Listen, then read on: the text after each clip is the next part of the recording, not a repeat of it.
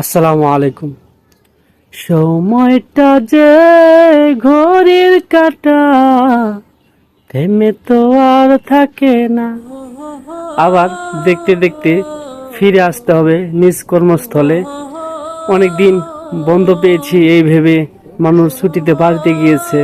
সবাই ভাবছে আমি তো অনেক দিন বন্ধ পেয়েছি, কিন্তু দেখতে দেখতে সময় কিভাবে চলে গেল কেউ বুঝতেও পারলো না। আবার ফিরে আসতে হবে কর্মস্থলে।